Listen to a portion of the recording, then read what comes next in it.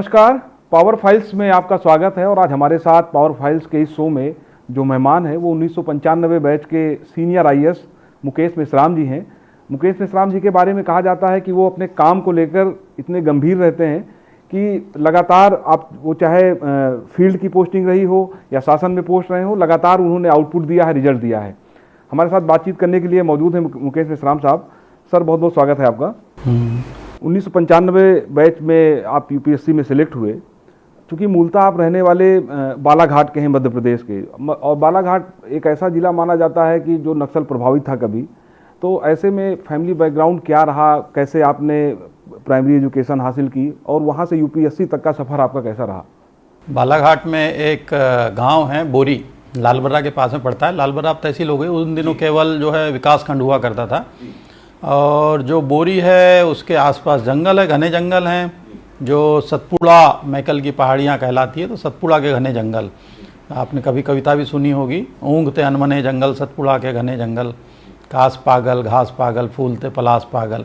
तो वो जंगलों के बीच में हमारा एक छोटा सा गांव होता था। ना उस समय सड़क थी वहाँ तक पहुँचने के लिए, ना कोई बिजली, ना कोई वहाँ पर स्कूल। तो ये समझ लीजिए कि बस हम लोग जंगल से और जंगली पशुओं से, जानवरों से, उन्हीं से नाता रखते थे। खेत चले जाते थे, एक नदी बहती थी, सर्राटी नदी, वहाँ अपना नहाते थे, भैंस चराते थे, ऐसी दिनचर्या चलती थी। इसके बाद में फिर उस समय के जागरूक लोगों ने कि भाई अब पढ़ाई का दौर चालू हो गया है और सरकार भी चाहती है बच्चे पढ़ें, आगे बढ़ें, तो उन्होंने ले जा करके स्कूल में दाखिला करा दिया। और पहले दिन जब स्कूल पहुंचे तो एक दाढ़ी वाले टीचर थे, कुर्ता पैजामा पहने हुए थे, सफ़ेद सफ़ेद, और दाढ़ी भी उनकी बड़ी सफ़ेद थी। तो वो बड़े प्यार से पुचकारते हुए हमारे पास में आए कि अच्छा पढ़ने आए हो। तो हम इतने डर गए कि वहाँ से भागे और कई दिन तक स्कूल की तरफ लौटे ही नहीं। फिर बाद में फिर हमारे और जो दूसरे अड़ोस पड़ोस के बच्चे थे मोहल्ले वाले, वो फिर पकड़ करके, दोनों हाथ पांव पकड़ करके स्कूल ले गए, क्योंकि माँ बाप ने कहा भैया इसको ले जाओ, नहीं तो ये भागा रहता है। तब फिर धीरे धीरे पढ़ाई चालू हुई। वो मिट्टी का स्कूल था, नीचे फर्श और ऊपर खपरेल की छत होती थी जो बारिश में टपकती भी रहती थी। और बारिश जिस दिन हुई तो हम लोग बड़े खुश रहते थे कि चलो भाई छुट्टी हो गई। हाँ, और वो जो यूरिया की बोरी आती है, पॉलीथीन, वो हमारे लिए उस दिन बरसाती का काम करता था। मतलब वो रेनकोट की तरह उसको लाद करके भागते हुए चले आते थे। अच्छा, बारिश बहुत होती है उधर, वहाँ पे करीब 125 250 सेंटीमीटर हर साल बारिश हो जाती है। जंगल बहुत हैं, 54% जंगल है अभी भी, आज भी। और जंगलों से आच्छादित होने की वजह से जो गांव सटे हुए थे, वहाँ पर सांप, बिच्छू, नेवले और कई जंगली जानवर। एक बार तो ये हुआ कि अजगर टहलते हुए चला आया घर में, और हम बच्चों के लिए बड़ा कौतुक का विषय था, क्यों छोटे थे। उसको पत्थर वत्थर मार करके भगाने की कोशिश की, लेकिन वो कहाँ भागता, वो तो और फूंफाड़ करके मतलब लपकने की कोशिश कर रहा था। तो ऐसे बहुत सारे वाक़यात हैं। अच्छा सर, चूँकि यूपीएससी में जाना ऐसे गांव से, मतलब बीहड़ कहा जाएगा जहां जंगल है, प्रकृति है, लेकिन ऐसी जगहों पे पढ़ाई का वो स्तर नहीं होता जो अन्य जगहों पे होता है। तो गांव के प्राइमरी स्कूल से, खपरेल के स्कूल से यूपीएससी तक का सफ़र आपने कैसे तय किया? चूँकि प्राइमरी एजुकेशन तो जैसा आपने बताया बहुत अच्छी तो नहीं रही होगी। जब आप पहले दिन स्कूल गए तो क्या माहौल था, अभी आप बता रहे थे। तो यूपीएससी तक का सफ़र कैसे तय किया? उसके पहले आपने क्या क्या क्या किया? मैंने आपके बारे में जब रिसर्च कर रहा था तो मैंने देखा कि आप भोपाल में असिस्टेंट प्रोफेसर के पद पे भी कार्य कर चुके थे। ये गांव से अब इतना उस समय तो कोई गाइडेंस था नहीं, पता भी नहीं था कि भाई इस तरीके की आईएएस की परीक्षा, ऐसी पढ़ाई होती है। ये भी नहीं पता था कि इंजीनियरिंग कॉलेज में कैसे पहुंचा जाता है, या उस टाइम की जो कंपटीशन की एग्ज़ाम प्रारंभ हो चुकी थी, पीईटी, प्री इंजीनियरिंग टेस्ट, वो कैसे होता है, क्या होता है। तो लेकिन ये हुआ कि हम टीचर्स उस समय के बड़े अच्छे थे, सिंसियरली पढ़ाते थे। साइकिल से आते थे बहुत दूर दूर से, 10-10 12-12 किलोमीटर से, लेकिन दिन भर वो रहते थे। 10 बजे, सुबह 10 बजे से लेकर 4 बजे तक स्कूल लगता था, और उसमें वो सिंसियरली पढ़ाते थे, पूरा ध्यान देते थे।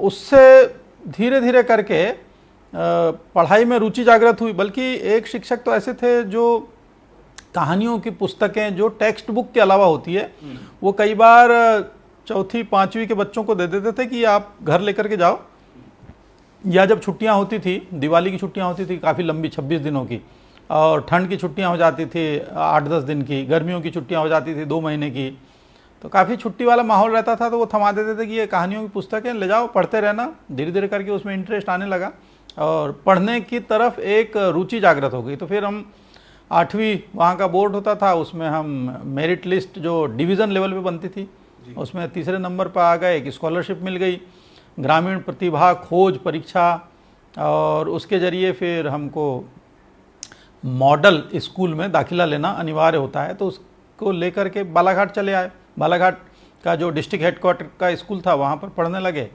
वहाँ पर जो और भी दूसरे बच्चे थे, क्योंकि वो ऑफिसर्स के बच्चे थे, कई बच्चे ऐसे थे जो बिजनेसमैन के बच्चे थे, क्योंकि वो डिस्ट्रिक्ट हेडक्वार्टर था, तो दुकानदारों के बच्चे और कई डॉक्टरों के बच्चे। तो उन बच्चों में पहले से जागरूकता थी कि कौन सी एग्ज़ाम है, कहाँ जाना है, इंजीनियरिंग कैसे करनी है। तो उन्हीं के साथ बैठे बैठे उन्होंने कहा कि भाई तू भी ये भर दे, फॉर्म आया है। हमने कहा कहाँ मिलेगा, कैसे मिलेगा, ये सब जानकारी ले करके फिर हमने भी फॉर्म भर दिया। फिर एग्ज़ाम देने के लिए जबलपुर गए, जबलपुर में एग्ज़ाम हुई और फिर हमारा सिलेक्शन हो गया। भोपाल चले आए, वहाँ पर जो मध्य प्रदेश का सबसे अच्छा कॉलेज इंजीनियरिंग टेक्नोलॉजी को वही माना जाता था उस टाइम, NIT है, national institute of technology Bhopal में, मौलाना आज़ाद कॉलेज ऑफ टेक्नोलॉजी उसका नाम था। वहाँ से आर्किटेक्चर में एडमिशन हुआ, आर्किटेक्चर कर लिए, 5 साल की पढ़ाई थी। वहाँ से निकल करके फिर इधर उधर नौकरियों के लिए IIT रुड़की में भी आप रहे क्या सर?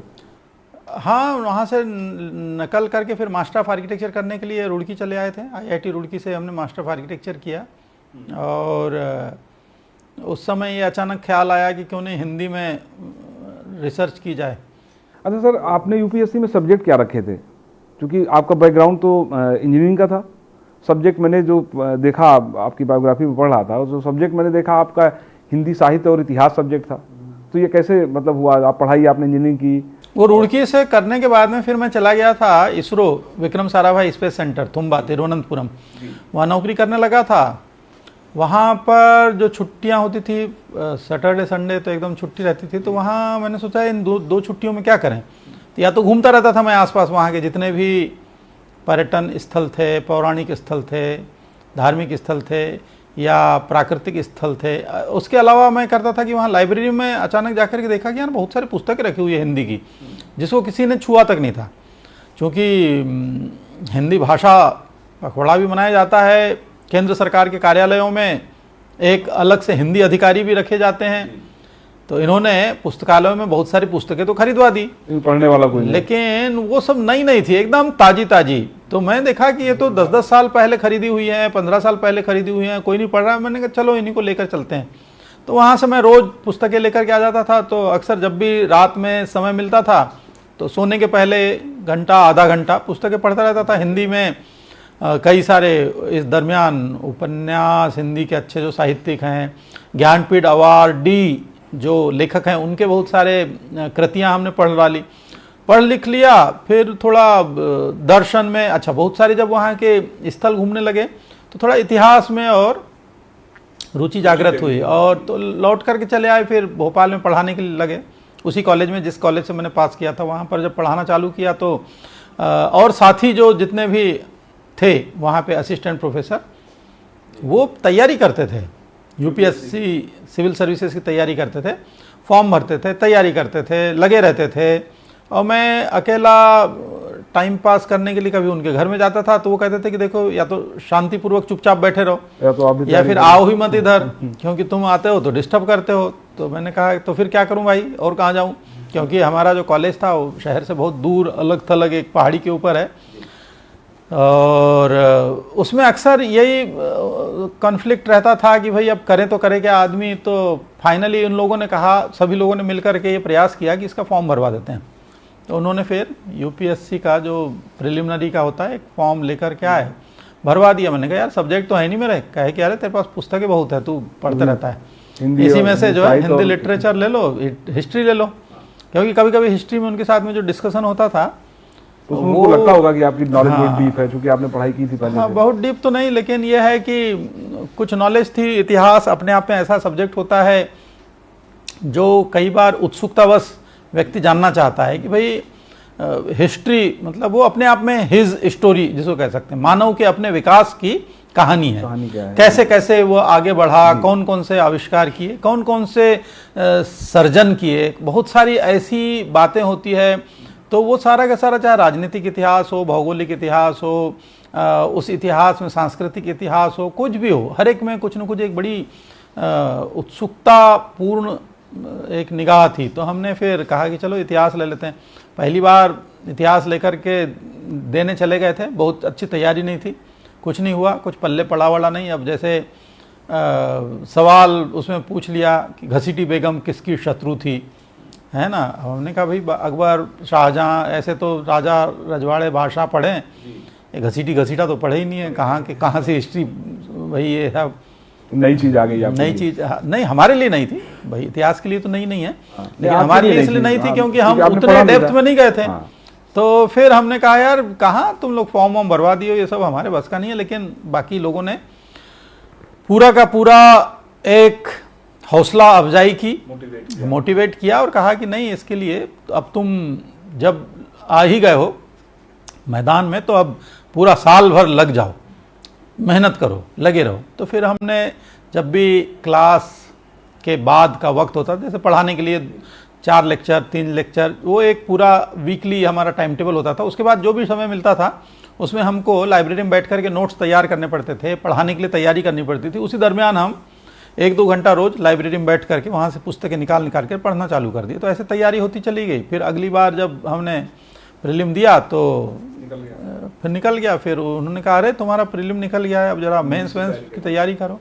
हिंदी साहित्य में रुचि थी तो बहुत सारी पुस्तकें तो पहले से पढ़ी हुई थी साहित्य में, क्योंकि जो कुछ आता है, हिंदी भाषा का इतिहास, हिंदी साहित्य का इतिहास, देवनागरी लिपि का इतिहास, उसके अलावा हिंदी साहित्य में जो पुराने जितने भी अलग अलग काल हैं, अलग अलग चाहे जितने भी हों, प्राचीन से लेकर के अब तक के, वो भक्ति काल के जो जैसे उसका कैसे विकास हुआ, ये सारे के सारे चीज़ें। और अभी जो कविताएं या जिस तरीके का साहित्य नव सृजित साहित्य है, अलग किस्म का, नई कहानियाँ।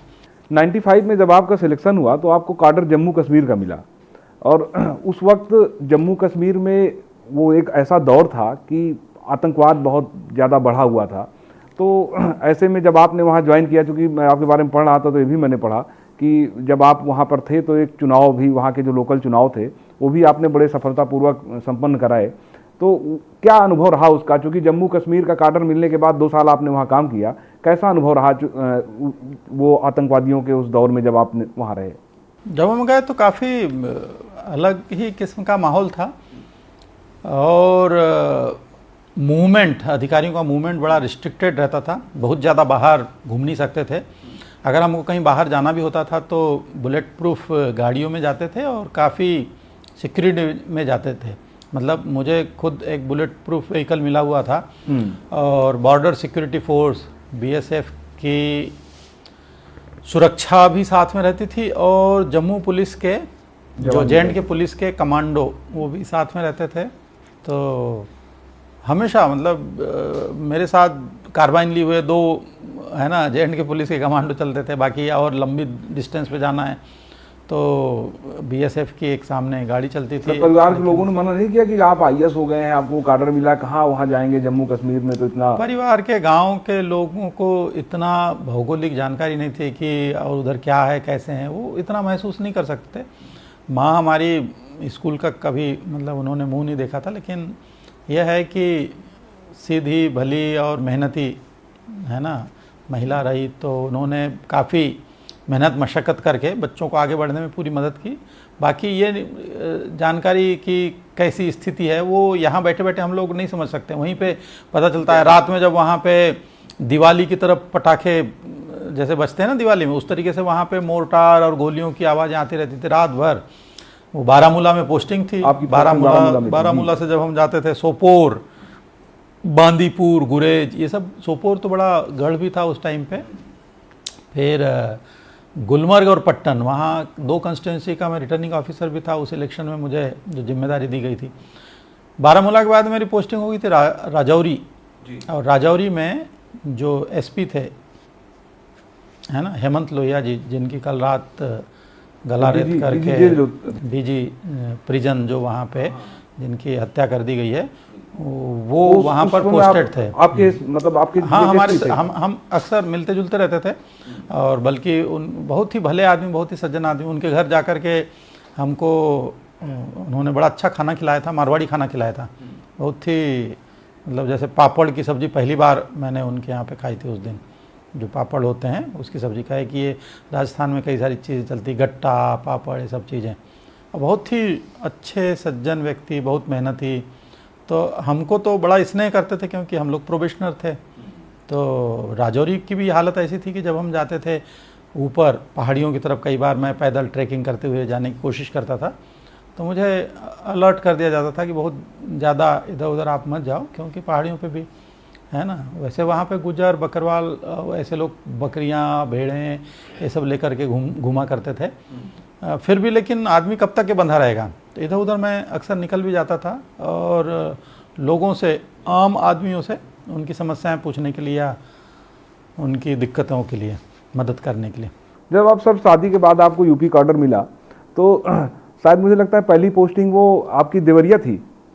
नहीं, पहली पोस्टिंग काशीपुर जी, उस समय आजकल वो अब उत्तराखंड एक था। हाँ, उस वहाँ तो आपने बड़ा अभियान चलाया जंगलों को मुक्त कराने के लिए माफियाओं से। लेकिन जब आप देवघर में थे तो एक किस्सा बड़ा फेमस है कि जब देवघर में थे तो अक्सर ऐसा होता है कि देवरिया में जब आप थे तो ऐसा होता है कि लोग नेताओं के साथ, ऐसा कि नेता होते हैं उनको सिक्कों से तौल दिया जाता है, या कोई समाज में और तरीके से काम करता है। तो लेकिन जब आपका ट्रांसफर वहाँ देवरिया से आजमगढ़ के लिए हुआ तो आपको भी सिक्कों से तौला गया। क्या मामला था? किस्म का था, मैं वहाँ पे मुख्य विकास अधिकारी था, सीडीओ, और तब स्वयं सहायता समूहों के गठन की एक योजना आई थी, जिसमें महिलाओं के समूह बनाओ, उनको ट्रेंड करो, ताकि उनका सशक्तिकरण हो, आर्थिक तौर पर कैसे वे अपने आप विकास की बातें करें, कैसे अपने आप को समृद्ध करें। ये एक अभियान प्रारंभ किया गया था। तब वेंकैया नायडू जी, जो भारत सरकार में ग्रामीण विकास मंत्री थे, उन्होंने एक बहुत बड़ी कार्यशाला हैदराबाद में NIRD में आयोजित की थी। उसमें मुझे जाने का सौभाग्य प्राप्त हुआ था, और उसमें 2-3 दिन में हमने बहुत कुछ सीखा। तो लौट के आने के बाद में मैंने महिलाओं के मध्य एक अभियान चला दिया कि पहले आप साक्षर बनो, अपना हिसाब किताब लिखना जानो, कैसे छोटी छोटी बचत करके आप अपनी जिम्मेदारियों को अच्छी तरीके से निभा सकते हैं। ये बहुत सारी चीज़ें थी। तो इसमें महिलाओं के अंदर एक बड़ी चेतना विकसित हुई, बहुत जागृति आई। विकास खंडों में हमने विकास मेले लगवाए, जागरूकता के अभियान प्रारंभ किए, और इससे ये हुआ कि उन महिलाओं के कई सारे ग्रुप्स खड़े कर दिए। बैंक वाले उनके खाते नहीं खोलते थे, तो मैंने कहा कि सत्याग्रह वाले मोड पे जाइए। सारी महिलाओं को हमने समझाइश दी कि आप बैंक ब्रांच के बाहर शांतिपूर्वक अपनी मांग को रखिए, बैंक वाले भी आपकी स्ट्रेंथ देख करके सुनेंगे। एक दिन ऐसा आएगा कि आपका खाता खोलेंगे, जीरो बैलेंस से खोल देंगे। फिर खुले। बहुत सारे बैंकों ने, जो शुरुआत में उनकी झिझक थी, उनको लगता था कि खाता खोल देंगे, फिर हमको रिवॉल्विंग फंड देना पड़ेगा, फिर लोन देना पड़ेगा, फिर ये लोन चुकता नहीं करते हैं क्योंकि उधर CD रेशियो की बहुत हालत ऐसी थी। तो उनको लगता था कि यहाँ अमूमन लोन वापस नहीं करने की एक प्रवृत्ति है। लेकिन मैंने समझाया कि देखिए, ये महिलाओं का ग्रुप है, महिलाएं बचत भी करती हैं, और अगर किसी का उधारी उनके ऊपर है तो वो उसको बहुत दिन तक बोझ या पाप भी मानती है। आप इनको करके देखिए, ये वापस ज़रूर करेंगी। तो खैर, ऐसी एक मुहिम जब प्रारंभ हुई तो खाते भी खुल गए। बहुत सारे इन स्वयं सहायता समूह को हमने कहा कि जो तालाब होते हैं या पोखरे होते हैं, उसमें ऑक्शन होता है, नीलामी होती है, उसमें आप पार्टिसिपेट करो, और हाईएस्ट बोली बोल करके आप मछली पालन के लिए पट्टे ले लो, और स्वयं सहायता समूह खुद अपना काम करे। महिलाओं को सशक्त किया आपने बड़ी संख्या में। सब्जी उगाने से लेके सिलाई, कढ़ाई, बुनाई, बहुत सारे कामों में लगी।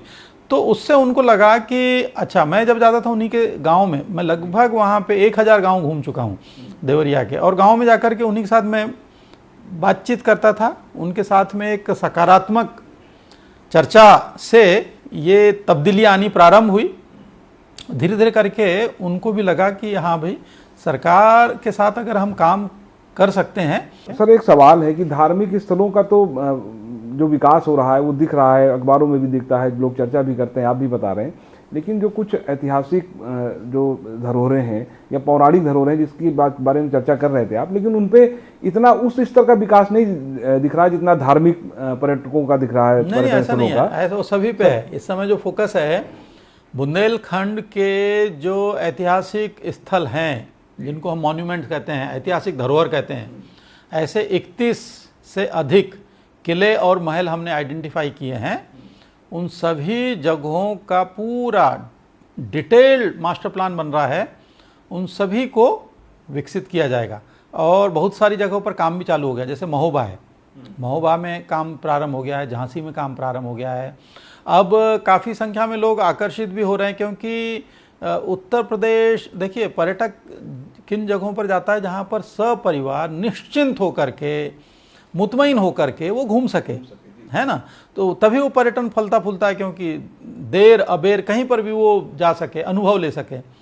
पहले लॉ एंड ऑर्डर की समस्याओं की वजह से जूझता था, डरता था, लेकिन अब जो हालात हैं, अभी काशी विश्वनाथ मंदिर बनने के बाद में वहाँ के जो दुकानदार है वो कहते हैं कि साहब हमारी बनारसी साड़ी की सेल 6 गुना बढ़ गई है। वहाँ के होटल वालों से अगर आप बात करेंगे वो कहते हैं कि साहब यहाँ पर ऑक्यूपेंसी जो 60 से 80% हुआ करती थी 120% से ऊपर चली गई। यहाँ पे एक एक दिन में एक को खाली करा के दूसरों को देना पड़ता है। यहाँ पे मतलब हालत यह है कि मिल नहीं रहे हैं कमरे। अब टेंट सिटी वहाँ पे लोगों के रुकने के लिए विकसित करने की भी योजना प्रारंभ कर दी गई क्योंकि कनेक्टिविटी भी अब अच्छी हो गई है। एक्सप्रेसवे इतने सारे बन गए हैं, पूर्वांचल एक्सप्रेसवे, बुंदेलखंड एक्सप्रेसवे, इधर पहले से आगरा एक्सप्रेसवे, यमुना एक्सप्रेसवे और बाकी कनेक्टिंग एक्सप्रेसवे बहुत सारे बन रहे हैं। एयरपोर्ट्स, इंटरनेशनल एयरपोर्ट्स इतने सारे, कुशीनगर में इंटरनेशनल एयरपोर्ट बन गया। तो बुद्धिस्ट पर्यटन स्थल, बुद्धिस्ट लोग भी बहुत सारे आने चालू हो गए हैं, अभी आएंगे।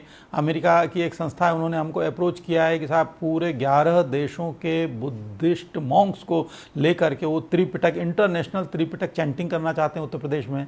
तो ये आसान नहीं है ना, अपने आप नहीं हुआ है। जब यहाँ की इमेज अब जाना चालू हुई है कि उत्तर प्रदेश अब सुविधा संपन्न हो रहा है, यहाँ का माहौल परिवेश बदल रहा है, तो लोग अब आकर्षित हो रहे हैं। तो अब हम ग्रामीण पर्यटन की तरफ भी जा रहे हैं। पहले ये था कि गांव में कैसे जाके रहेंगे, लेकिन लोग अब गांव में भी जाकर के रह सकेंगे और वहाँ पर भी अनुभव कर पाएंगे गांव को। तो सर ग्रामीण जो नया कॉन्सेप्ट आप बता रहे हैं ग्रामीण पर्यटन का, तो क्या क्या योजना है, किस तरह से ग्रामीणों को मतलब गांवों को आप गांव में कंसल्टेंट अभी लगा दिए हैं, वो सब पूरा बनाएंगे। बेनिफिशियरी आइडेंटिफाई करेंगे कि भाई कौन चाहता है कि उसके घर में लोग आकर के रुकें। सबसे पहले तो ये है ना। बिल्कुल सर। अच्छा, एक आखिरी सवाल, चूंकि समय भी ज़्यादा हो रहा है सर, एक आखिरी सवाल ये है, व्यक्तिगत सवाल है, जानना चाहते हैं और बहुत सारे जो आपसे जुड़े हुए लोग हैं मुझे लगता है वो भी जानना चाहते होंगे ये कि एक लंबा अनुभव यूपीएससी के थ्रू अब जब आप आए तो लंबा अनुभव हो गया आपको, क्या कभी कोई ऐसा काम आपने किया कि जिसकी अमिट छाप अब तक आपके मन मस्तिष्क में हो कि भाई ये काम जो हुआ वो आज तक मुझे याद आता है, किसी की आपने ऐसी मदद की हो, या फिर कभी कोई ऐसा डिसीजन हुआ हो जो आपको लगा हो सडनली कि नहीं मुझे लग रहा है थोड़ा सा गलत हो गया, इसको ऐसे नहीं ऐसे करना चाहिए, तो ऐसा कुछ है क्या, कोई ऐसी कोई घटना है जो शेयर करना चाहें? नहीं, वो रोज का है हम लोगों का। तो यहाँ पे खास हो तो अब हम तो वो एक कहावत है ना, नेकी कर दरिया में डाल। हम जिसकी मदद करें, काम करें, उसके बाद में भूल भी जाते हैं कि ठीक है भाई ये हम एक साधन रहे होंगे ईश्वर के लिए कि हमारे माध्यम से वो किसी का भला करा रहा है या किसी की मदद करा रहा है। तो ये अपने आप में एक अंदर से रहता है। बाकी अगर हम बता दें तो बांदा में है ना, बहुत सारे लोगों की हम मदद करते थे, अपना वेश बदल करके चले जाते थे क्योंकि उससे असलियत जानना बड़ा ज़रूरी होता था। तो जब मेरा वहाँ से ट्रांसफ़र हुआ तो अब मेरी गाड़ी अपना चली गई दूसरे डेस्टिनेशन जहाँ पर ट्रांसफ़र हुआ था वहाँ के लिए निकल पड़े हम। तो मोटरसाइकिल पे एक यंग लड़का उसको चला रहा था और पीछे एक बुजुर्ग से व्यक्ति बैठे हुए थे और सौम्य चेहरा और सुसभ्य और पूरा एक बहुत ही उनके अंदर पूरा ऊर्जा से भरे हुए। तो वो बार बार हाथ दिखा करके रोकने की कोशिश कर रहे थे हमारी गाड़ी से आगे लेने की। हमारे ड्राइवर ऐसे होते हैं भाई, डीएम साहब के ड्राइवर को भगाया जा। मैंने कहा अरे भाई रोको, अगर वो इशारा कर रहे हैं तो खैर रोका। मैंने कहा शीशा उतारा, मैंने पूछा हाँ भाई बताइए क्या समस्या है। है ना, कोई दिक्कत हो तो बताइए, मेरा तो ट्रांसफर हो गया है, तो अगले जो मैं तो आएंगे जा रहा उनसे मिल हूँ। लीजिएगा, या जाकर के अपनी कोई दरखास्त हो तो आप जाकर के दे दीजिए कलेक्ट्रेट में, एडीएम या सीडीओ बैठे होंगे। उन्होंने कहा नहीं नहीं नहीं, ये हमारे दादाजी हैं और ये स्वतंत्रता संग्राम सेनानी रहे हैं, और बस उनसे मेरी बात हुई। मैंने कहा हाँ बताइए। मैं फिर बाहर उतर करके उनके प्रणाम किया। मैंने कहा हाँ बताइए। उनने कहा कि बेटा ऐसा है कि मेरी इतनी नौकरी, मतलब मेरी इतनी उम्र है ना बीत गई है, और इसमें मैंने देखा कि कुछ ही अधिकारी होते हैं जो प्रभावित करते हैं। तो जब मैंने ट्रांसफ़र का पढ़ा आज सुबह सुबह दैनिक जागरण में, तो मेरे को लगा कि इसके पहले कि वो चले जाएं दूसरी जगह पे, मुलाकात कर लूं। तो बस मैं केवल मुलाकात करने आया हूं, मेरा कोई काम नहीं है, मैं देखने आया हूं। एक बड़ी बात है अपने आप में कि जब आप जहां रहें वहां इस तरह से लोग प्यार करें। सर, बातचीत करने के लिए मुकेश सर बहुत बहुत धन्यवाद आपका। तो मुकेश विश्राम सर थे, 1995 बैच के आईएएस हैं, और तमाम ऐसी बातें, व्यक्तिगत बातें इन्होंने शेयर की कि जिसको हम और आप, बहुत सारे लोग जो जुड़े हुए हैं, वो जानना चाहते हैं। अगली बार किसी और ब्यूरोक्रेट के साथ फिर हाजिर होंगे। नमस्कार।